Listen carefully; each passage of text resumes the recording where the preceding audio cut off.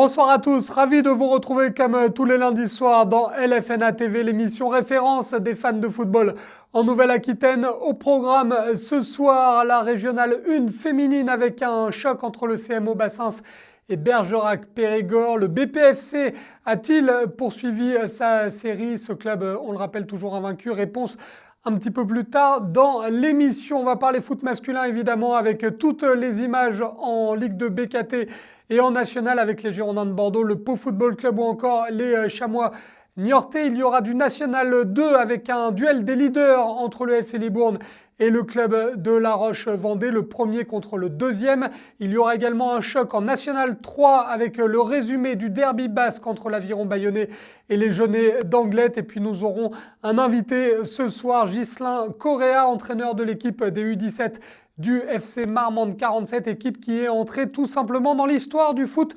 lot-et-garonnais. Gros programme, vous l'avez compris, LFNA TV numéro 137, c'est parti.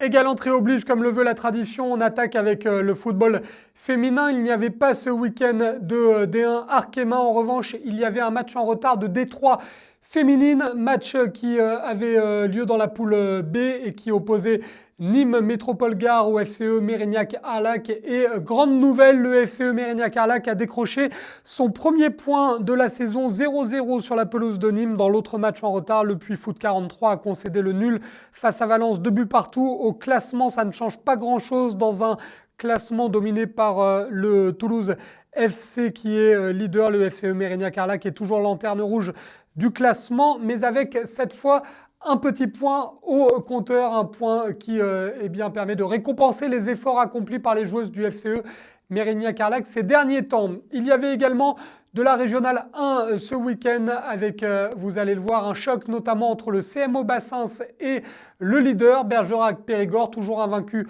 cette saison. Le CMO Bassens a-t-il réussi l'exploit face aux Périgourdines? La réponse avec notre correspondant en Gironde, Rémi Penet. Le CMO Bassens accueille le Bergerac-Périgord FC. Bassens, actuellement 8e de R1, est en bonne position pour le maintien, quand Bergerac occupe la première place de la poule. L'équipe de Dordogne est tout simplement invaincue en championnat et vise ainsi les barrages d'accession en D3 en fin de saison. Et les Bergeracaises ne tardent pas à se mettre en évidence.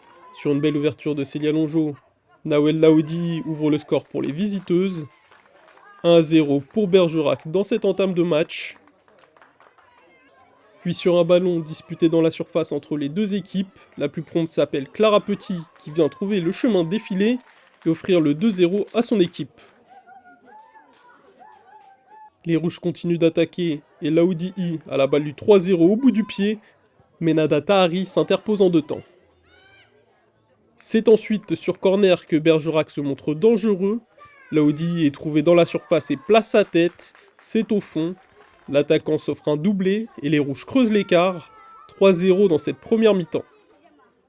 Et sur un dernier ballon que Maïlis Rocher et Dalila Carvalho réussissent à dégager pour la défense bleue, l'arbitre siffle la mi-temps de la rencontre. Bassens revient des vestiaires avec l'intention de retourner le match, et pourquoi pas sur coup franc. Aux manettes, Dalila Carvalho est en pleine lucarne. Magnifique moyen de réduire le score. Bassens n'est plus mené que 3-1 alors qu'il reste une mi-temps à jouer. Bergerac s'essaye alors à son tour sur coup franc, mais la tête de Petit fuit le cadre. Mais les visiteuses insistent. Yousra Sefiani trouve dans l'axe Laoudi pour un relais pour Camille Denis qui frappe et trouve la barre transversale de Tahari. Denis décide d'y retourner. Elle pénètre dans la surface, se met sur son pied droit, mais sa frappe passe devant le but adverse. Et sur une nouvelle pénétration, Clara Petit est fauchée dans la surface. Penalty pour Bergerac. Sophie Cerdan s'en occupe et le marque. 4-1 pour les Périgourdines. Bassens va essayer une nouvelle fois de revenir à 2 buts. Candice Bonin décale sa capitaine, Léa Manon, qui frappe de loin, mais Julie Claret est vigilante. Les Bleus utilisent alors leur arme fatale, nouveau coup franc pour Dalila Carvalho.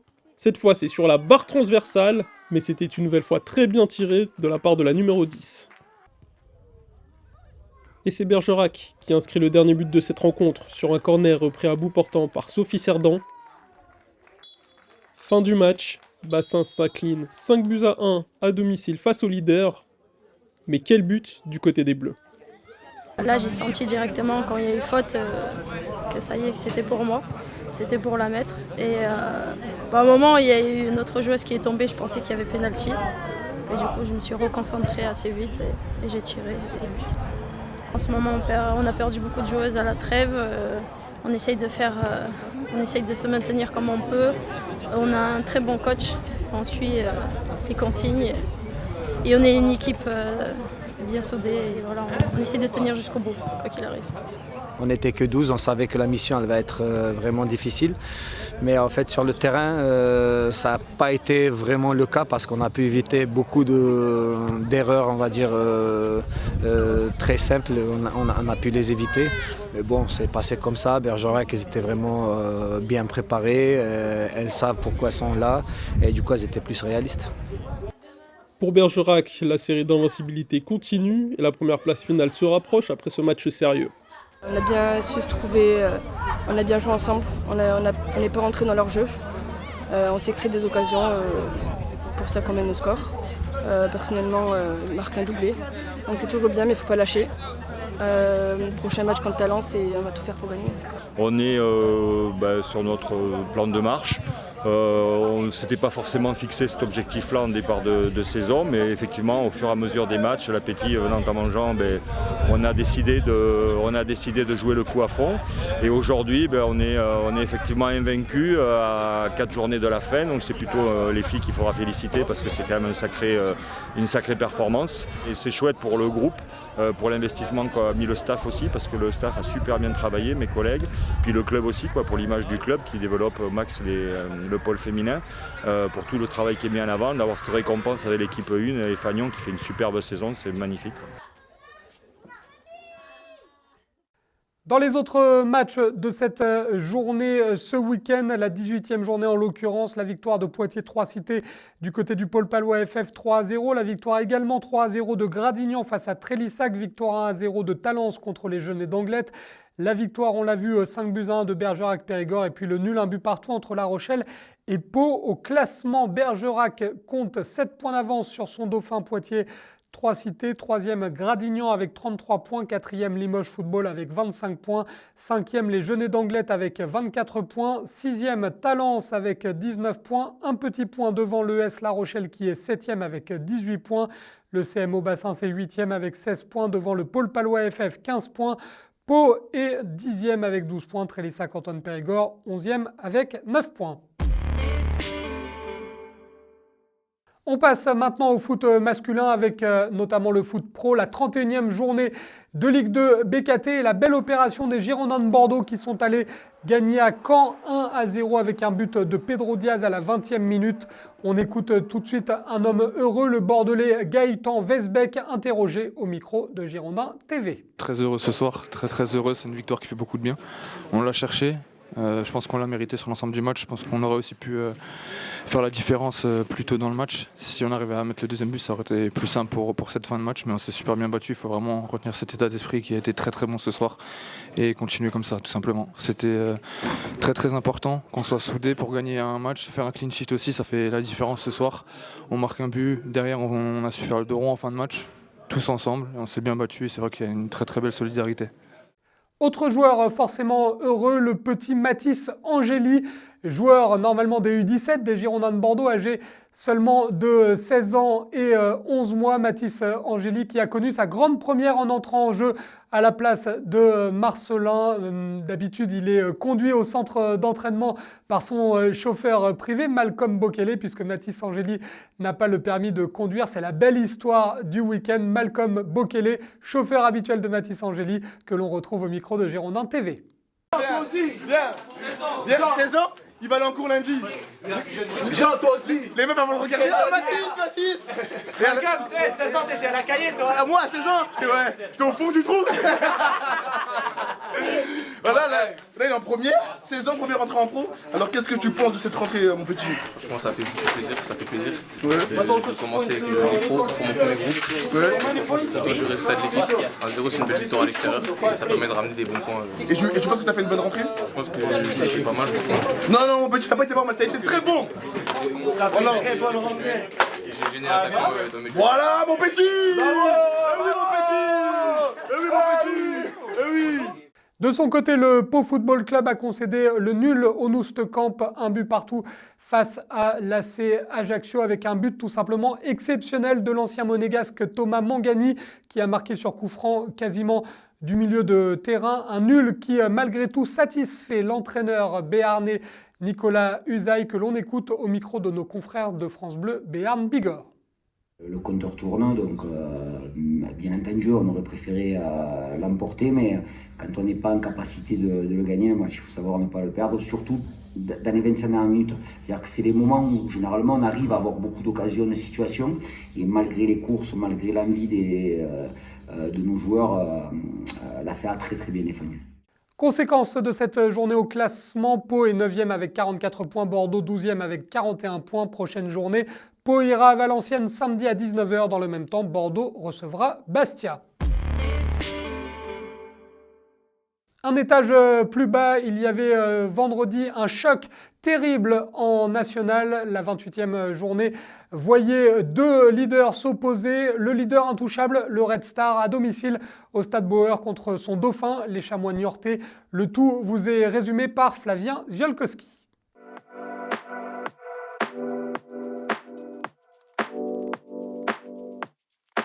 Red Star face à Niort, c'était l'affiche de cette 28e journée de national entre le leader.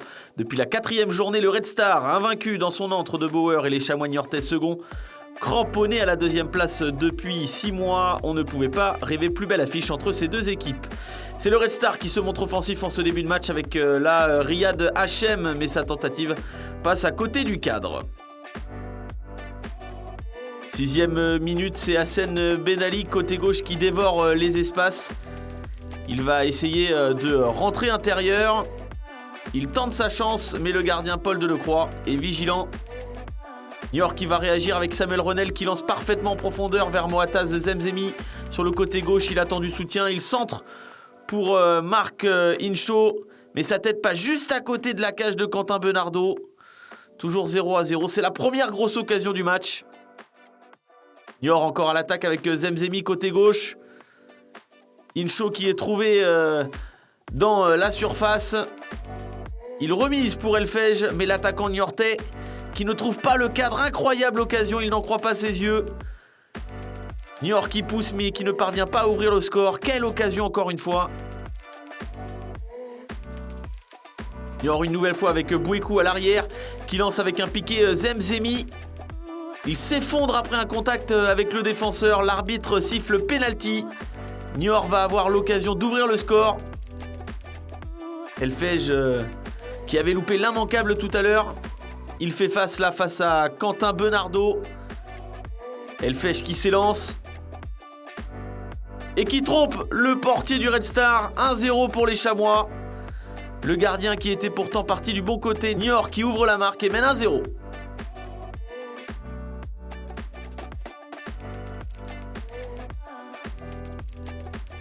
Le Red Star qui réagit dans la foulée avec ce corner. La défense des Chamois qui arrive à se dégager. Le Red Star qui n'abdique pas. Et côté droit, c'est Merwan Ifnaoui qui réalise un centre-tir, mais ça ne trompe pas Paul Delecroix. Toujours 1-0 pour Niort.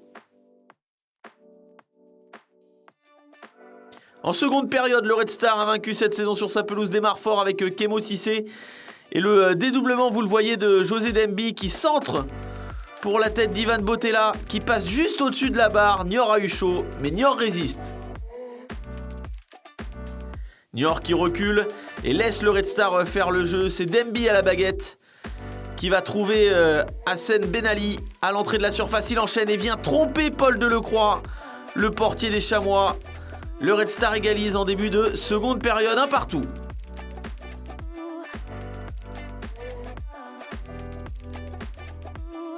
Demby qui trouve Hassen Benali, vous le voyez, qui enchaîne assez rapidement. Niort touché, mais Niort pas coulé. Les joueurs de Philippe Insberger bénéficient d'un coup franc 30 mètres. Samuel Renel ou Zemzemi. Et c'est finalement Samuel Renel qui s'élance et qui tire. Mais son ballon, pas juste à côté du poteau gauche de Bernardo, toujours un partout. 69e minute de jeu, Red Star à l'offensive avec Gonzi qui est trouvé côté gauche. Magnifique ballon. Il centre au deuxième poteau rater pour Ivan Botella et c'est au fond 2-1 pour le Red Star qui prend l'avantage. Magnifique action de la part du leader. Et ce ballon trouvé côté gauche. La défense des Chamois qui n'était pas en place. Deuxième poteau, Botella qui ajuste parfaitement Delecroix. Niort a du mal à se créer des occasions en seconde période. Le Red Star est toujours dangereux avec cette balle notamment dans la surface pour Ivan Botella. Il lobe, mais sa balle passe juste à côté. Niort qui a frôlé la correctionnelle. Toujours 2-1 pour le Red Star. Les Chamois n'ont pas dit leur dernier mot également. Quentin Bernard, côté gauche, retrouve dans l'axe Zemzemi.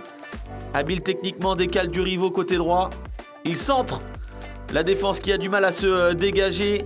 Renel qui protège, qui décale Zemzemi. Et malheureusement, sa frappe n'arrive pas à tromper le portier du Red Star, Quentin Bernardo.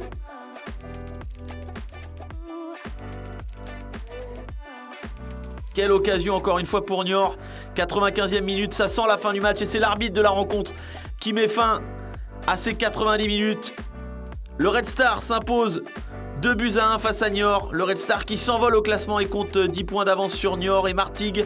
Mauvaise opération pour les Chamois malheureusement, qui défieront Gol FC vendredi prochain.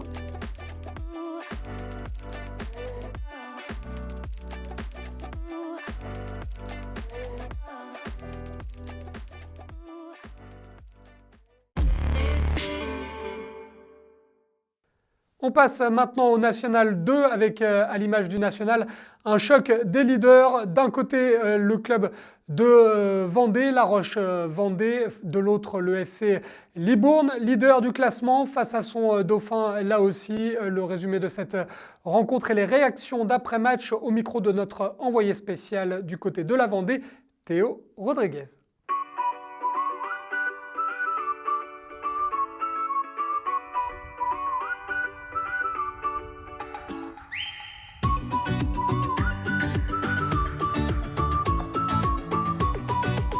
C'est le choc de cette 21e journée de National 2. Libourne, leader de cette poule, se déplaçait chez son dauphin, La Roche-Vendée, au stade Henri Degrange de La Roche-sur-Yon. Un match décisif pour la montée en national à 5 journées de la fin du championnat. Deux équipes au style de jeu similaire qui s'étaient neutralisées sur le score de 1 partout au match aller. Une finale avant l'heure, assure Salif Sané. À ce stade de la compétition, je pense que tous les matchs sont une finale. Donc on se met en tête tous les week-ends. Avant que le coup de sifflet retentisse, qu'on doit gagner cette finale. Voilà, le groupe se sent très bien aussi. On sait que ça va être un match difficile, mais voilà, on vient ici avec l'envie de gagner et je pense que ça va être un très bon match. Je pense que voilà, si on gagne, ça va vraiment jouer dans la course à la N1. Au match aller, j'avais pas encore signé ici, j'étais dans les tribunes. J'ai vu que voilà, c'est une équipe qui joue au ballon, qui aimait pas balancer. Donc voilà, maintenant nous, depuis là, on a changé beaucoup de choses, on joue au ballon et voilà, on va leur poser des problèmes. Les 22 acteurs sont prêts et ils entrent sur la pelouse du stade Henri Degrange devant près de 2000 spectateurs. Un serrage de main et l'arbitre de cette rencontre va pouvoir lancer le choc entre Libourne et La Roche-Vendée. À la suite de cette touche perdue par les Libournais, Mendy tente de dégager son camp mais n'y parvient pas. Ce ballon est récupéré par Guérino qui frappe du droit. Mais Hamada réalise une magnifique parade pour sauver les siens dans les premières minutes du match. Libourne encore à l'attaque, Mendy récupère le ballon dans l'axe, il s'infiltre et prend sa chance du gauche, mais sa tentative s'envole au-dessus de la transversale. Coup franc pour Libourne, c'est frappé second poteau par Bahassa sur la tête de Fall qui trouve la lucarne gauche de la cage vendéenne. Les Libournais ouvrent le score à la 31e minute après ce coup de pied arrêté parfaitement négocié par les Girondins. Ça fait 1-0. 30e minute, vertu du score pour le FC. La Roche-Vendée tente de réagir, Ndiaye crochette un premier défenseur et se remet sur son pied droit. Il prend sa chance mais sa frappe est trop écrasée pour tromper la vigilance de Porté qui se couche facilement sur ce ballon. Mendy côté droit lance Boissy dans la profondeur. L'attaquant vendéen résiste bien au retour de Fall et croise sa frappe du droit. Ce ballon termine au fond des filets. Magnifique finition de la part d'Olivier Stéphane Boissy qui permet à la Roche-Vendée de recoller à la marque, un partout dans ce match.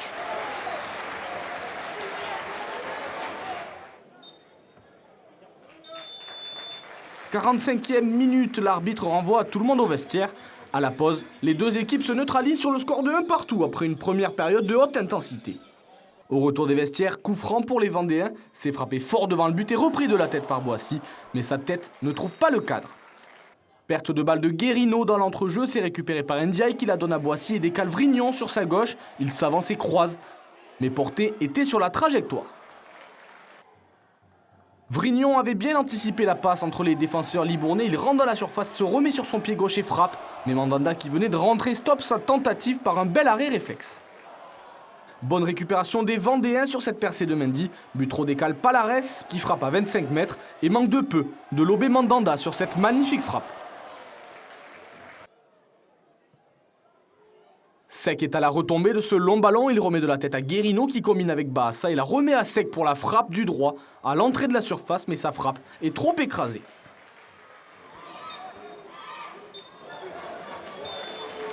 Le score en restera là, l'arbitre donne le coup de sifflet final. Les deux équipes se neutralisent sur le score de 1 partout au stade Henri Desgranges. Un match nul mérité assure Tanguy Guérino. Honnêtement, je pense que c'est un bon match nul pour les deux équipes. Enfin, le match nul est mérité. On aurait aimé forcément avoir un peu mieux, mais on savait que ce match allait jouer sur des détails. Et on a vu, je pense, une belle bataille entre deux belles équipes. On savait que ça allait être très dur de gagner ici. Mais voilà, le match nul est mérité, je pense, et ça reste un bon point à l'extérieur. C'est vrai que c'était un match où il y a eu beaucoup de temps mort, donc c'est dur à chaque fois de garder le rythme. Donc on a eu des temps forts, des temps faibles. C'est pour ça que chaque équipe a eu ses moments. Et je pense que le match nul, dans l'ensemble, est mérité. Après, ça allait jouer sur les détails. On a failli marquer, ils peuvent marquer aussi. Over fait un très bel arrêt, donc non, ça allait. C'était très compliqué, on a vu un match de haut de tableau et je pense que le public est satisfait de ce match-là. Prochain match, on sait que c'est Romorantin à la maison, donc il va falloir essayer de gagner. Nous on prend match après match et ça va être ça jusqu'à la fin. Donc là, on est pour un promu, on fait un beau parcours et on sait qu'on a la qualité pour jouer cette montée, donc on va tout donner jusqu'au bout. Ouais. On est tombé sur une équipe du même niveau que nous, du même acabit que nous. On savait ce qu'ils allaient nous proposer, on savait de quoi allait être fait ce match. Il fallait rester prudent mais aussi à la fois ambitieux. Le match il a commencé sur des bases avec pas mal d'intensité. On arrive à marquer sur notre temps fort et eux ils arrivent ni sur un temps fort ni sur un temps faible à marquer, mais c'était quand même sur une action maîtrisée, une belle action. C'est pas non plus contre le cours du jeu, mais à la fin en deuxième mi-temps ça s'est rendu un peu coup pour coup. Ils ont eu des occasions de pouvoir gagner le match, on a eu des occasions de pouvoir aussi gagner le match. Maintenant on n'a pas réussi à le faire, eux non plus. On se sépare sur un bon point chacun, on se partage les points et puis voilà. Hein. C'était un bon match quand même. Non, personne ne prend les cartes. Après ça va jouer aussi derrière, il y a Paris 13, il y a les Herbiers aussi qui jouent. Ça va être serré jusqu'au bout. De toute façon, on le sait, je pense que personne ne peut sortir un des quatre qui va monter. On est toujours dans la course, c'est le plus important d'y rester, de rester concentré et puis toujours de jouer match par match pour pouvoir atteindre l'objectif quand même. Chaque match c'est des finales, hein, on le sait très bien, ça fait déjà plus de 3 ou 4 matchs qu'on dit que c'est des finales, on continue. Voilà, on n'a pas gagné une finale aujourd'hui, mais au moins on ne l'a pas perdu non plus. Autre match qui concernait un club néo-aquitain ce week-end, la rencontre entre Bourges Foot 18 et Angoulême Charente. Match qui a été très pauvre en but et en action, mais qui vous est tout de même résumé par Flavien Ziolkowski.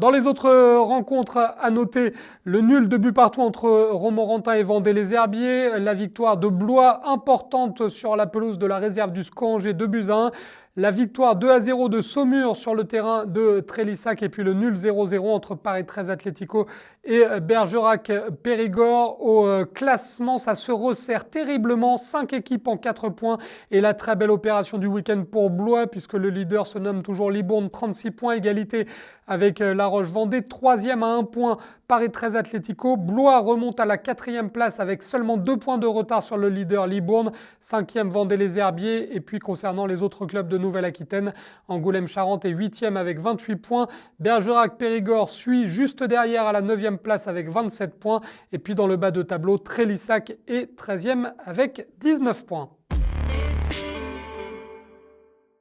En National 3, on jouait la 21e journée de championnat avec notamment la poule B où il y avait un derby basque, un derby chaud bouillant entre l'Aviron Bayonnais et les Genêts d'Anglet, match qui vous est résumé par Théo Rodriguez.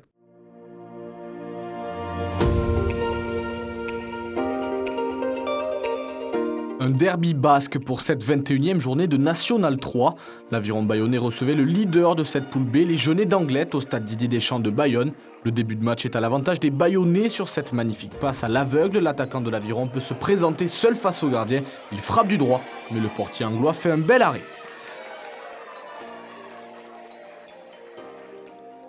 Corner pour Anglet, c'est joué à 2 et centré dans la boîte, mais le poteau sauve les Bayonnais à 2 reprises sur cette occasion et notamment sur la frappe de la place. Joli jeu de passe entre les lignes des Bayonnais jusqu'à Mansart lancé dans le dos de la défense adverse. Mendy Bourou ne parvient pas à contrer ce ballon, ça profite à l'attaquant bayonnais qui file au but. Il frappe fort premier poteau, mais sa tentative ne trouve pas le cadre. Coup franc pour Anglet, c'est frappé fort du gauche, mais finit directement dans les gants du portier bayonnais. Toujours 0-0 entre ces deux formations et ce sera le score à la pause. Les deux équipes vont rentrer au vestiaire sur ce score vierge. Au retour des vestiaires, Luc Bert est à la retombée de ce ballon haut. Il parvient à se retourner et frappe du gauche, mais sa tentative frôle le montant. Cougé récupère ce ballon dans l'axe, il s'avance et prend sa chance de loin. Malheureusement, sa frappe n'est pas cadrée. 85e minute, corner pour les Genêts d'Anglet. C'est frappé second poteau et repris de la tête par Guevel qui envoie ce ballon au fond des filets. Les Anglois ouvrent le score à quelques minutes de la fin du temps réglementaire. Ça fait 1-0. Le score en restera là, l'arbitre donne le coup de sifflet final. Les Genêts d'Anglet s'imposent au stade Didier Deschamps de Bayonne et conservent leur fauteuil de leader de cette poule B de National 3.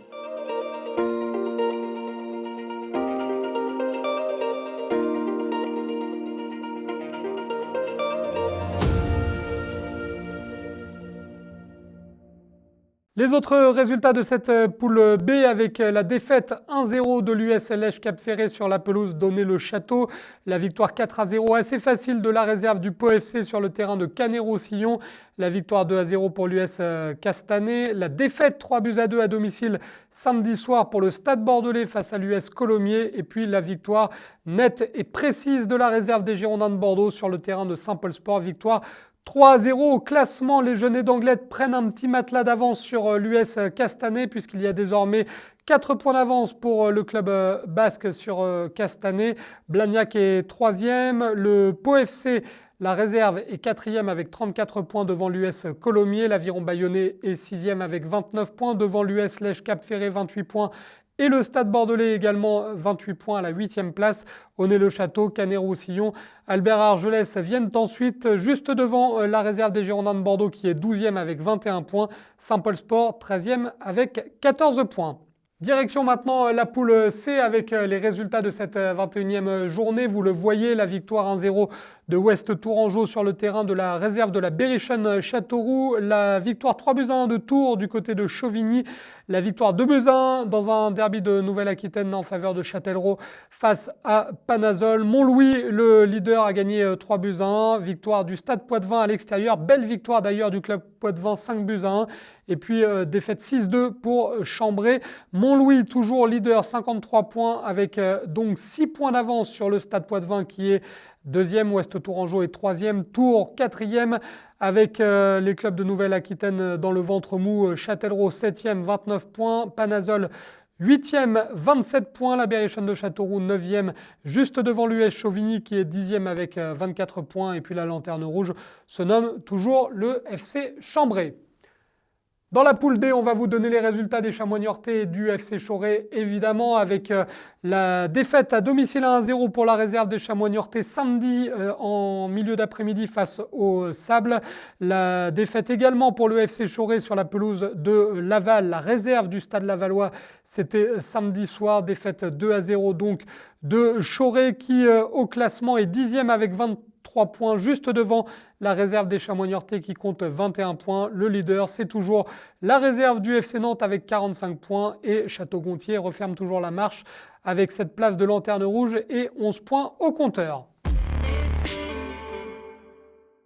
En Régional 1, on jouait la 18e journée de championnat. On va vous donner les résultats et les conséquences au classement avec tout d'abord la poule A dans cette 18e journée, le nul de but partout entre La Rochelle et Poitiers. Victoire 3-0 du FC Bressuire face à l'Étoile Maritime. Un but partout entre Rochefort et Neuville. 2-1 pour Buxerolles face à l'ES Guérétoise. 2-1 également pour Saint-Jean-d'Angély sur la pelouse de Nueil-Aubier. Et puis 2-0 pour Toire Foot 79 sur le terrain de la réserve de l'US Chauvigny au classement. Le FC Bressuire est en tête avec un point d'avance sur Neuville et 2 points sur Buxerolles. Nueil-Aubier est 4e avec 28 points. Un trio donc se dégage dans cette poule A de Régional 1. À noter à la place de Lanterne Rouge, le S Guérétoise avec 13 points, 3 points derrière l'Étoile Maritime qui est 11e. Dans la poule B, maintenant, la victoire écrasante 6-0 de la réserve d'Angoulême-Charente sur le terrain de l'US Senon. 2 buts partout entre Saint-Médard-Angeal et Nontron-Saint-Pardoux.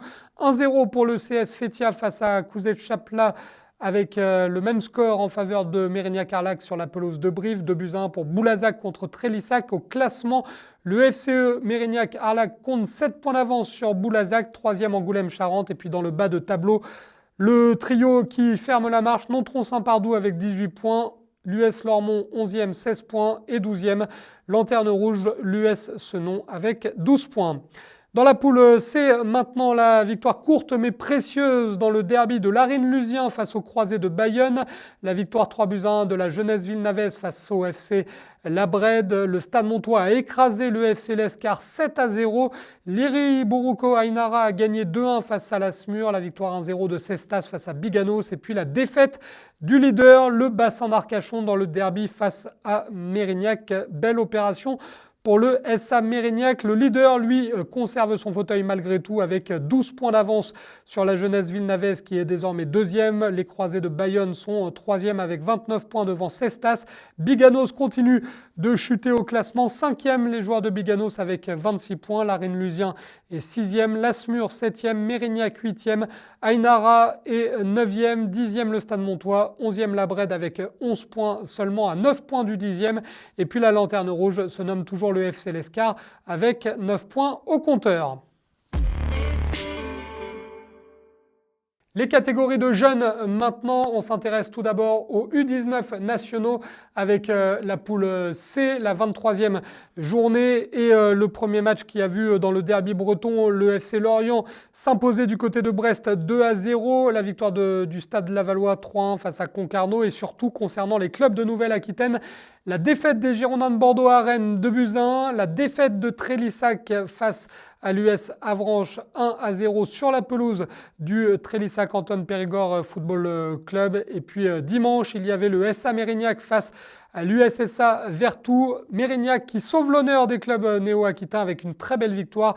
3-0 au classement. Lorient est toujours leader devant Rennes et Nantes. L'hégémonie de la Bretagne donc pour ce classement où les Girondins de Bordeaux figurent à la 8e place. Le SA Mérignac est 11e avec 24 points dans le bas de tableau. À la place de Lanterne Rouge, on trouve Trélissac avec seulement 8 points en 23 journées.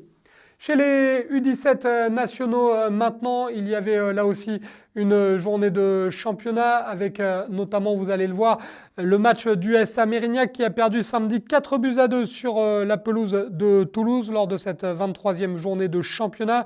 Toujours dans cette 23e journée, la défaite des Girondins de Bordeaux 2-1 à domicile face à Castelnau-le-Crès et puis la lourde défaite du FC Marmande 47 du côté de Istres 5-0 au classement. On retrouve les clubs du haut de l'affiche en Ligue 1 avec notamment l'Olympique de Marseille qui réalise une très très belle saison chez les U17 nationaux. L'Olympique de Marseille qui est leader donc de ce classement avec des joueurs de l'équipe de France notamment leader devant Montpellier qui compte 45 points. Les Girondins de Bordeaux sont 3e avec 40 points. Mérignac 5e, 37 points. Le FC Marmande 47 qui est 8e avec 32 points. Le club de Marmande qui entre un petit peu plus dans l'histoire en devenant le premier club Lot et Garonnais à se maintenir 3 années consécutivement en catégorie U17 nationale. Une performance exceptionnelle des jeunes de Marmande malgré le 5-0 encaissé ce week-end face à Istres. On retrouve le coach de cette équipe U17 et RTJ également du FC Marmande 47, Ghislain Correa qui est notre invité ce soir. Bonsoir Ghislain. Bonsoir et merci beaucoup de me recevoir. Avec grand plaisir, d'autant que vous entrez dans l'histoire, on va y revenir dans un instant. Le club du FC Marmande 47 entre dans l'histoire du football lot-et-garonnais, on l'a dit. Malgré tout, l'actualité chaude, malheureusement, c'est cette défaite 5-0 hier sur le terrain de Istres. C'était un accident ou il y a des explications, Ghislain ? Oui, il y a toujours des explications. Alors évidemment qu'on voulait mieux faire. On est parti avec un groupe très très jeune, composé à 2/3 de joueurs première année, donc U16 nés en 2008, qui du coup découvrent pour la plupart le niveau.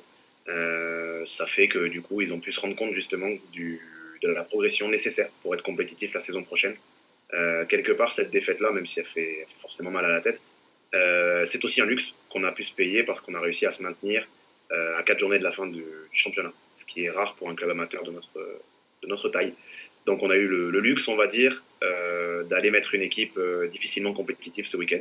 Et on a été un petit peu sanctionné, mais ça fait partie de l'apprentissage pour ces jeunes joueurs qui, j'espère, seront plus compétitifs la saison prochaine, forcément.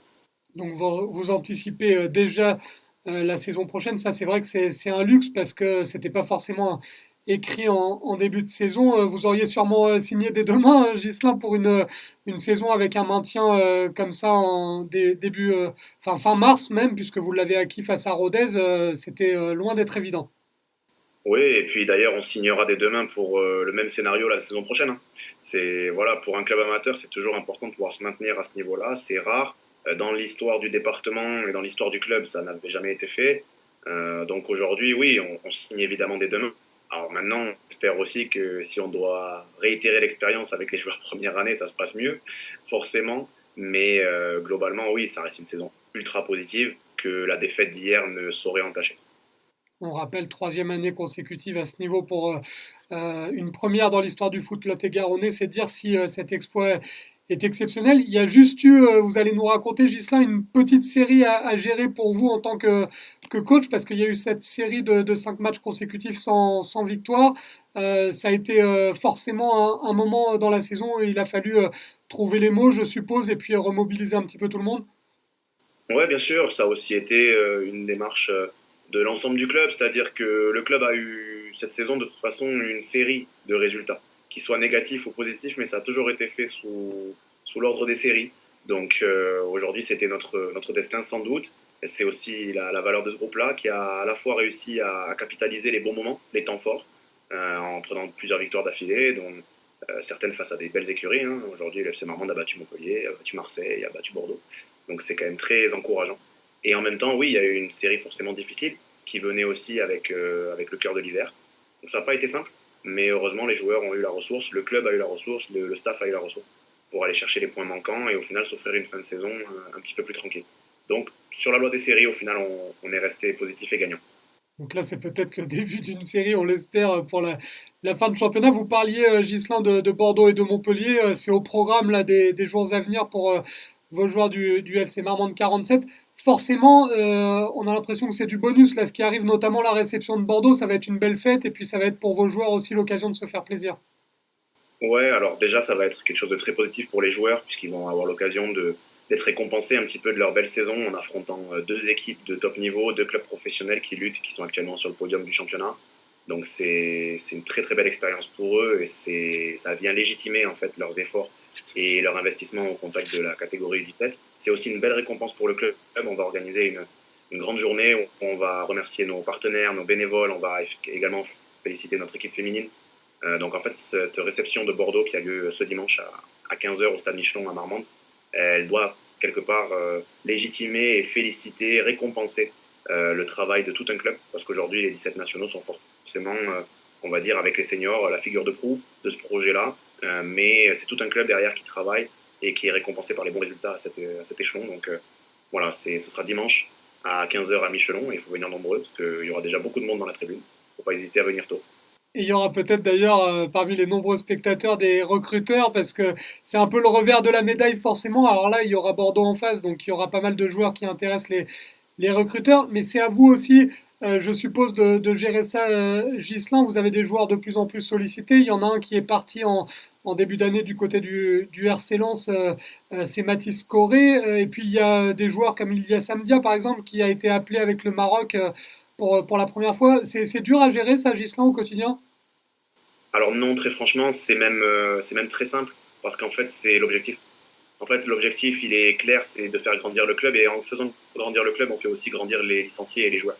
Donc, si les joueurs ont des opportunités, ça veut juste dire qu'on travaille dans le bon sens. Ils le méritent. On leur souhaite qu'ils atteignent des niveaux qu'aujourd'hui Marmande ne peut pas proposer, que Marmande n'est pas un club professionnel et n'a pas vocation à le devenir. Donc aujourd'hui, on serait très fiers de continuer à avoir des Mathis Corré, qui a signé au RC Lens, de continuer à avoir des Ilyas Amdia qui sont internationaux, en l'occurrence lui pour le Maroc. Voilà, continuer à avoir des joueurs qui sont sollicités par des clubs pro, par des sélections internationales. C'est magnifique et franchement, c'est tout ce qu'on peut souhaiter à ce groupe-là. En tout cas, nous, on travaille dans ce sens-là. Et de toute façon, le départ de certains qui est acté fait en fait au final office de gain d'attractivité pour notre club. Donc, il n'y a aucun souci, au contraire même. Ce sont des gens qui sont souvent bien entourés, avec des familles qui sont humbles et qui sont lucides sur la réalité du football de haut niveau. On essaie de les accompagner au mieux. Mais notre rôle, c'est clairement de permettre aux enfants d'avoir des objectifs et de les atteindre, que ce soit à Marmande ou au-dessus. La famille Amdia, là, Ghislain, sans dévoiler les coulisses, mais ça a dû être une fierté d'avoir son fils avec les Lions de l'Atlas. Bien sûr, surtout que la famille est très impliquée au club. Il y a également le petit frère qui évolue en U15 chez nous. Donc voilà, c'est une famille avec qui on échange beaucoup. Pareil, qui a eu la lucidité d'être très calme face aux sollicitations nombreuses. Et j'espère qu'ils auront un dénouement voilà, d'ici la fin de saison avec potentiellement une signature en club professionnel. Mais en tout cas, on le souhaite pour lui et puis pour l'ensemble des familles qui sont au club parce qu'on a souvent affaire, par chance, à des familles bien intentionnées. Et ça, c'est suffisamment rare dans le football de haut niveau pour être souligné. Donc les familles voilà, équilibrées, qui privilégient aussi l'aspect scolaire, l'aspect humain, et pour qui l'aspect sportif n'est pas une fin en soi. Je pense que c'est un beau message à donner et qu'au final, ce soit ces familles-là qui soient récompensées, c'est important pour nous. Et ça peut aller très vite dans ce football-là, puisqu'on a vu ce week-end Caen contre Bordeaux. On a vu le petit Mathis Angéli que vous connaissez bien, puisque c'est un joueur qui a seulement 16 ans et 11 mois. Il aurait pu affronter Marmande dimanche. Alors sûrement qu'il sera encore dans le groupe des Girondins de Bordeaux, mais ça va très très vite à cet âge-là. Ouais, bien sûr. Après, c'est la précocité qui est aussi liée à notre football. Au final, notre football en France aujourd'hui, c'est devenu un football, on va dire, d'opportunités, de revente, de trading, de profil. Et donc, naturellement, les clubs font confiance très tôt aux joueurs. Donc, ça crée des opportunités, ça crée peut-être des carrières. Dans le groupe de Bordeaux, il y a également un défenseur central, Jean Griot, 2005. Donc, qui lui n'est pas très très vieux non plus, qui a 19 ans et avec qui j'ai eu la chance de travailler moi, pendant 2 ans par le passé. Donc, ça fait partie des joueurs, voilà, pareil, très équilibrés, qui ont des sollicitations très tôt. Aujourd'hui, ils découvrent le monde professionnel. C'est génial pour eux et on espère que des enfants qui sont passés par Marmande suivront le même destin en restant lucides. Parce qu'aujourd'hui, un enfant qui signe un contrat dans un club professionnel, c'est pas sûr qu'il en signe un deuxième. C'est pas sûr que parce qu'il est sous contrat, il fera une grande carrière. Mais tout ça, avec le travail et l'humilité nécessaires, ce sera forcément un objectif plus facile à palper. Ça a été un débat d'ailleurs ces derniers temps dans les grands médias nationaux, notamment chez nos confrères de la radio ou de la télé. Ghislain, le niveau de la formation, vous, du banc de Marmande, vous êtes dans une poule très relevée avec Marseille, avec Montpellier, avec les Girondins de Bordeaux dont on vient de parler. Vous le voyez comment, le niveau de la formation et le niveau général des U17, il est bon, non ? Bien sûr qu'il est même excellent. Très franchement, il y a beaucoup de profils, il y a beaucoup d'équipes qui jouent différemment. Et je pense qu'au final, la plus belle façon de rendre hommage à ce niveau de formation, c'est pas forcément de parler des clubs professionnels. Les clubs professionnels, sont toujours au niveau parce qu'ils auront toujours les meilleurs joueurs. Mais quand je vois une équipe comme celle de Istres, qu'on a affronté ce week-end, qui est une équipe extrêmement qualitative, qui n'est pas à sa place dans ce championnat, parce qu'elle n'est pas encore officiellement maintenue, voilà, c'est peut-être là qu'on va mesurer le niveau de la formation en France. C'est la capacité de nos éducateurs dans les clubs amateurs à faire performer des équipes. Et alors si Marmande, on peut se hisser à ce niveau-là et se maintenir à ce niveau-là, c'est magnifique. Mais je vois énormément d'équipes amateurs qui sont très très qualitatives, que ce soit dans le sud de la France ou plus au nord. Et je pense que la vraie valeur du niveau de la formation, elle est là. En fait. C'est les clubs amateurs qui sont capables justement de rivaliser avec des clubs professionnels grâce à la qualité de leur travail. Et ça, pour le coup, c'est très encourageant pour la suite. Et on vient de voir d'ailleurs l'équipe de France, ça faisait longtemps que ce n'était pas arrivé, gagner le tournoi de Montaigu, pas très loin de la Nouvelle-Aquitaine en Vendée, donc ça c'est plutôt une bonne nouvelle et c'est révélateur. Ghislain, vous l'avez dit en début d'interview, vous avez déjà commencé à préparer les U16 pour la saison prochaine. Vous êtes dans un projet à moyen voire long terme, vous êtes confiant là je suppose et satisfait de ce qui se passe? Oui, bien sûr. Après, vous savez, quand on atteint un objectif, le sportif, il va se féliciter pendant un jour et puis le lendemain, il est déjà focalisé sur la suite. En tout cas, c'est comme ça que j'imagine les choses et comme ça que le sport de haut niveau fonctionne. Donc aujourd'hui, oui, on est déjà dans l'anticipation de la suite. On est déjà sur le travail avec la génération 2008, les U16 actuels, qui sont déjà très performants dans leur championnat régional. Et donc, on va essayer petit à petit de leur amener la rigueur, l'éthique de travail nécessaire pour pouvoir exister au niveau national. Mais aujourd'hui, si on a une belle équipe, une belle génération de 2008 qu'on a la chance de pouvoir préparer en amont, c'est aussi grâce au travail qui est réalisé par tous les éducateurs, les dirigeants, les bénévoles au club. Les belles générations au FC Marmande vont se succéder, je l'espère. En tout cas, on va tout faire pour. Et c'est grâce au travail de tous. Donc, quelque part, moi, j'arrive en bout de fil et je récupère aussi le travail qui a été très bien fait par les éducateurs, on va dire en dessous, mais plutôt au même niveau. Donc, c'est très intéressant et pour le FC Marmande, ça annonce des jours très positifs. On ne va pas dévoiler votre feuille de route en tant que coach sur les derniers matchs qui restent, Ghislain, mais est-ce qu'il y a des objectifs qui ont été fixés et qu'est-ce qu'on peut attendre du club du FC Marmande 47 dans ce championnat U17 là sur la fin? Alors déjà, il y a un objectif qui du coup peut être révélé puisqu'il peut être officiel, c'est que la saison dernière, l'équipe U17 de Marmande a fini à 34 points, on en est à 32, il reste 3 matchs. Donc il y a déjà la volonté de faire mieux pour montrer au club qu'on s'améliore. Ça c'est la première chose. Et puis ensuite, il y a les objectifs que se fixent eux-mêmes les joueurs. Je pense que c'est le plus important, ça reste eux qui jouent. Et aujourd'hui, je peux vous assurer que les joueurs ont envie d'être compétitifs sur les 3 matchs qui restent, notamment sur les 2 matchs face au club professionnel, donc les Girondins puis Montpellier, et puis la dernière journée à domicile, où on recevra Saint-Clément-Montferrier, qui est aussi une très belle équipe amateur, qui vient de tenir en échec l'Olympique de Marseille. Donc voilà, ça sera une belle fin à domicile, et j'espère qu'elle servira à célébrer ce groupe qui est très performant, et à célébrer le maintien du club pour la 3e année d'affilée au niveau national. Et on suivra évidemment vos joueurs et l'ensemble du club de Marmande. On félicite encore tout le monde parce que vous êtes arrivé en cours de projet, Ghislain. Donc je suppose que vous associez aussi cette réussite à l'ensemble du club du FC Marmande 47. À 100%, et on l'associe aussi à tous les éducateurs qui se sont succédés pour aider ce club-là. En tant qu'entraîneur principal, il y a eu Gary Coelho en début de saison, puis un tandem Nicolas Flores, Nicolas Audu qui sont toujours dans le club. Sur d'autres missions, notamment Nicolas Flores qui entraîne les seniors. Voilà, qui se sont succédés aussi, qui ont eu une bonne série, qui m'a permis aussi d'arriver dans un contexte un peu plus serein.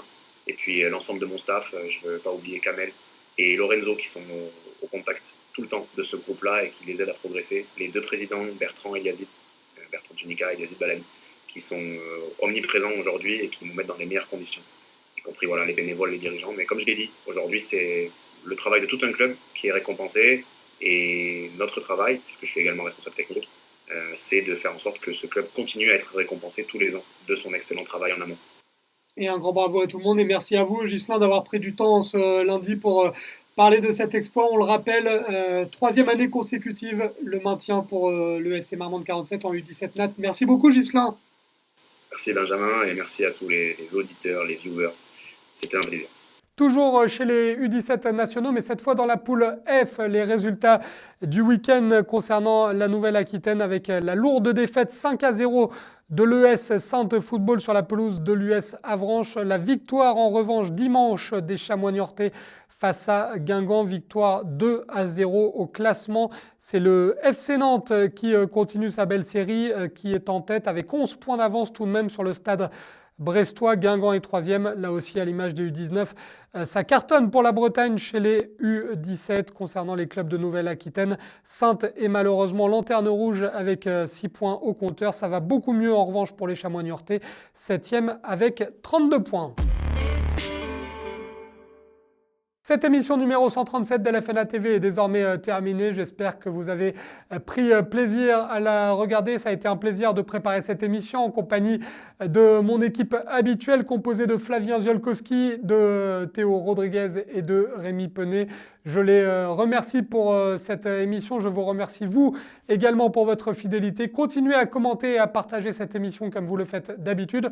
On se retrouve lundi prochain pour le numéro 138. D'ici là, très bonne semaine à tous et n'oubliez pas le plus important, le football, qu'il soit professionnel ou amateur, ça reste un jeu.